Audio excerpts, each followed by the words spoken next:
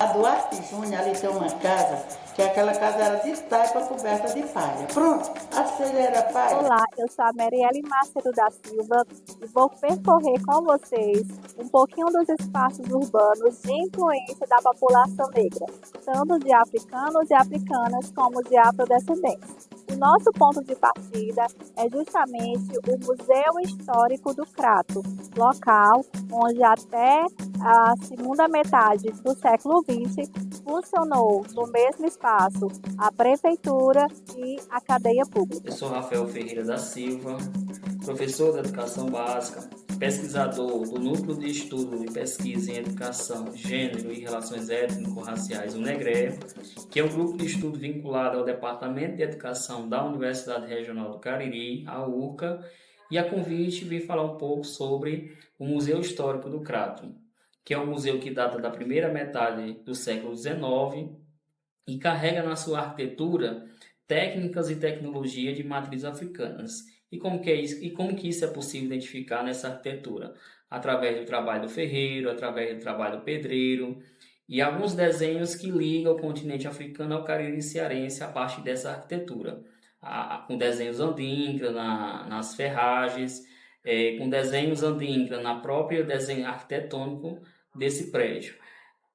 Algumas pesquisas vêm apontando que esse prédio pode carregar na sua estrutura tijolos de adobe, que é uma tecnologia africana, tanto o tijolo de adobe também como o tijolo cozido, que são técnicas e tecnologias africanas.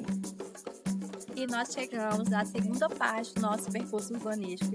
Estamos exatamente na Praça Juara Estável, mais conhecida como Praça São Vicente Ferre, pelo fato de haver nas proximidades da praça uma igreja dedicada a São Vicente Ferre. E todo esse espaço da praça nós associamos às africanidades caririenses, às africanidades pratenses, pelo fato de todo esse espaço ter sido palco de sociabilidades negras desde a formação da cidade do Crato. Pensar esse espaço é refletir um pouco sobre as Irmandades Negras do Rosário. Irmandades essas que tinham cunho religioso, que tinham cunho político e que atuou para os interesses da população negra local e também pensando de uma forma mais ampla regional. As Irmandades Negras do Rosário tentaram, uma dessas comunidades tentou construir uma igreja dedicada a Nossa Senhora do Rosário, nas proximidades da praça, possivelmente no mesmo local onde se encontra a Igreja São Vicente Ferre. Esse fato se deu por volta da segunda metade do século XIX e, embora essa igreja não tenha sido construída, a sua conclusão não tivesse sido terminada, todo esse espaço, que na verdade era um largo, ele ficou conhecido como Largo do Rosário. Além do nome, Largo do Rosário, que demonstra a importância que essa comunidade de pessoas negras teve na cidade, também nós temos as feiras que ocorriam nessa parte da cidade, exatamente no Largo do Rosário. Outra questão bem interessante tem a ver com o obelisco que se encontra na parte central da praça. Esse obelisco ele tem uma influência dos obeliscos egípcios, que dentre os significados possíveis para essa construção dos obeliscos é a questão da harmonia, do equilíbrio. Meu nome é Cícera Nunes, eu sou professora da Universidade Regional do Cariri, pesquisadora da temática da afrodescendência.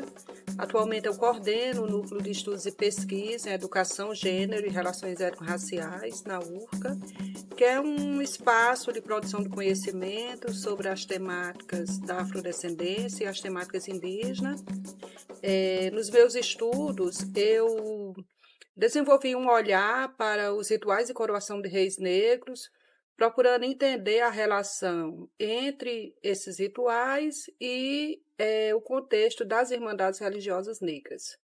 A gente sabe que uma das ações do escravismo criminoso foi a imposição da religião católica, do catolicismo, haja vista a relação que esse movimento vai estabelecer com a Igreja Católica, E aqui no Brasil, as pessoas que chegavam do continente africano, elas sofreram esse processo de imposição. No entanto, a gente sabe que sempre houve resistência ao sistema escravista, a população africana que desembarcava aqui no território brasileiro sempre se rebelou contra esse sistema, e as irmandades religiosas, né, dentro desse movimento da imposição do catolicismo, vão se transformar em importantes instituições de resistência no período colonial. Então, as irmandades religiosas negras, elas vão ter uma importância muito grande nesse contexto. Elas se fizeram presente em todo o território nacional, e aqui no território cearense nós vamos encontrar a presença forte dessas instituições religiosas, em especial as irmandades religiosas em devoção a Nossa Senhora do Rosário, fortemente presente em todo o território cearense e aqui no Cariri cearense também. Então, é dentro do contexto das irmandades religiosas que a gente vê surgir os rituais de coroação de reis negros, né, que aqui no Cariri, os reisados caririenses vão ter uma relação muito forte com os rituais de coroação. Então, para entender o contexto dos reisados, eu tive que estabelecer essa relação com os rituais de coroação dentro das irmandades religiosas negras, mas dentro do contexto nacional, e aqui no Ceará também não é diferente, a gente vai ver também a população negra se organizando e construindo inúmeras estratégias de resistência ao sistema escravismo a partir da participação desses grupos nas irmandades religiosas negras. Boa tarde, eu me chamo Maria do Socorro Rodrigues Pereira, sou filha natural de Crato, moro aqui no Conjunto Novo Crato há 32 anos e residi muito tempo lá no sítio Buenos Aires, sítio do Brigadeiro, e de lá eu costumava vir com minha mãe para a feira livre, que ficava ali na Praça São Vicente, e ali meu pai também foi motorista de táxi muito tempo ali, seu Luiz, conhecido como Luiz do Brigadeiro, e meu tio também, Antônio Brioso, foi muito tempo ali motorista de táxi, né? E ali onde eles também brincavam, né? Tinha seus tempos de brincadeiras, costumavam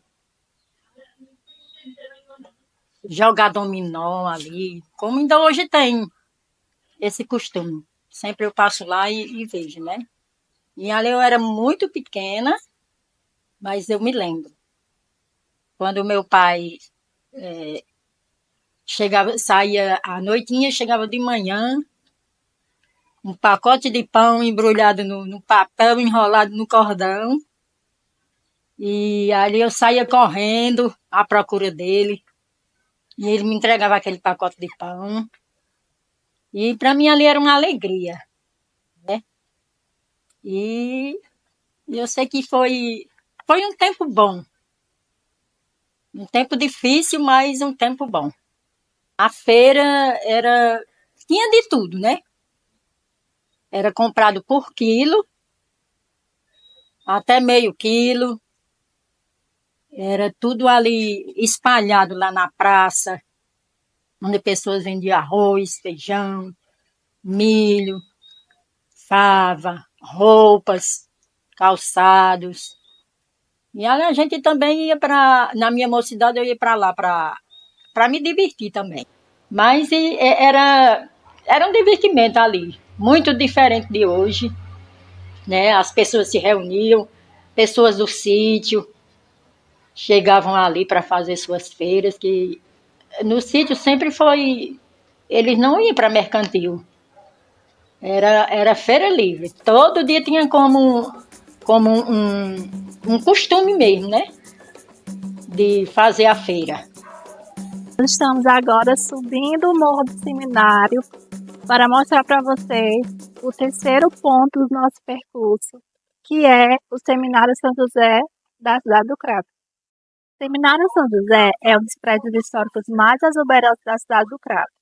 Ele fica no já mencionado bairro Seminário, que é considerado pelos pesquisadores da temática como um bairro negro, formado, portanto, por uma maioria populacional negra que influenciou todo o processo histórico, cultural, social, econômico e político do bairro. Dentre os artefatos materiais que existem nos bairros, que podem ser associados à presença negra, existe o Seminário São José. Dentre as influências arquitetônicas que existem no prédio e que é de influência africana, nós temos a presença do adobe. O adobe é um tipo de tijolo africano que foi trazido pela população negra ainda escravizada para o Brasil. E aqui perpetuou-se enquanto matriz cultural, técnica e tecnológica para a formação das cidades brasileiras. O seminário não existia o desenvolvimento que existe hoje. Era muito pouco mesmo, só existia mais o centro mesmo, que na época chamava até Redondo, ali de lá da prefeitura, que hoje tem a prefeitura, né? Que era onde o povo trabalhava negociando, os negociantes, né? Ali era uma feira de fruta, ali, ao lado da prefeitura, naquela praça ali. Ali tinha um Redondo, tinha um mercado, todo esse espaço pequeno. Né? O comerciante ali todo vendendo e tudo. Aí depois em 73 que eu cheguei aqui, 77, 80, aí foram melhorando. A política foi melhorando, foi aumentando, o conhecimento. E assim o bairro Seminário foi melhorando. As casas todas de taipa, era muito pouca de tijolo. E a casa de tijolo que tinha aqui no campo, aqui de lá na São José, era uma casa antiga que era de tijolo. Mas era só construída e também não tinha acabamento. E nós chegamos ao último ponto do nosso percurso urbanístico, que é o Parque Estadual do Sítio Fundão. Esse parque conta, além de uma beleza natural exuberante, com construções arquitetônicas que nos conectam ao mundo africano. Uma dessas construções é uma casa de andar superior, feita toda em taipas de mão. A taipa de mão é uma técnica africana que foi trazida pelos africanos e africanas à época do escravismo criminoso. Além dessa casa de taipa, o sítio conta com ruínas de um engenho de cana-de-açúcar. Tanto o trabalho desenvolvido no espaço do engenho, como a própria arquitetura dos engenhos de cana-de-açúcar, de um modo geral, era feita prioritariamente pelas populações negras. Além dessas ruínas do engenho, o sítio também conta com um paredão de pedra, que, segundo a historiografia oral, foi construído por escravizados ainda na época do Império. Meu nome é Aminato, moro aqui no bairro Seminário. Vou contar um pouco do que eu conheço do Sítio Fundão. Eu lembro que eu era pequeno, de idade de 8, 9 anos. Na época, meu pai fazia colchão com palha de banana para vender na feira. E eu, muitas vezes, ia mais ele. Aquela casa é antiga. Eu lembro que ali era a linha de Carnaúba, paredona grossa, um alpendre.